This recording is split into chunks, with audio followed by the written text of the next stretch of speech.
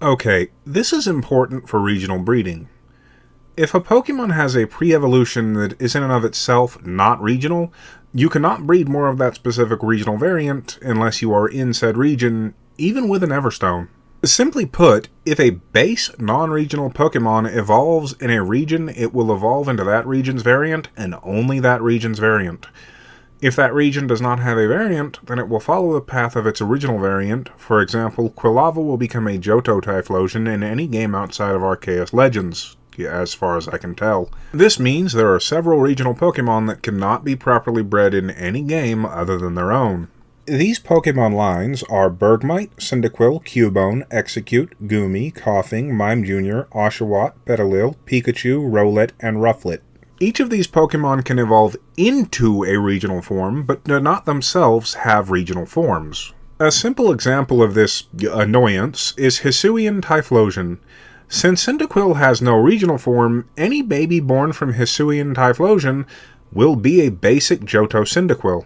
And since the regional evolutionary path of the list of Pokemon is dependent on the region you are in at the time, and not actually the parentage of said Mon, you will never get a regional evolution out of a base form Pokemon without being in said region. Fortunately, this will not affect the Basculin, Corsola, Darumaka, Diglett, Farfetch, Geodude, Grimer, Growlithe, Meowth, Ponyta, Quillfish, Rattata, Sandshrew, Slowpoke, Voltorb, Vulpix, Wooper, Yamask, Zigzagoon, and Zoroa lines because they all have regional base forms.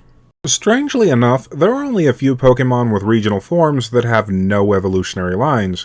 To satisfy my at this point borderline OCD, these Pokemon are Articuno, Moltres, Stunfisk, Tauros, and Zapdos.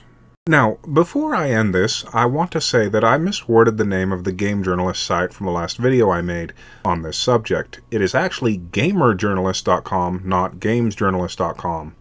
I also failed to link said article as proof of my complaints at the time of release, and for quite a while after. Said article has now been directly linked in the description of that video. I really should be more careful not to accidentally misinform my audience when calling out misinformation. You have my apologies for the kerfuffle. Well, that's all for today, so I'll just say thank you for listening to my inane ramblings.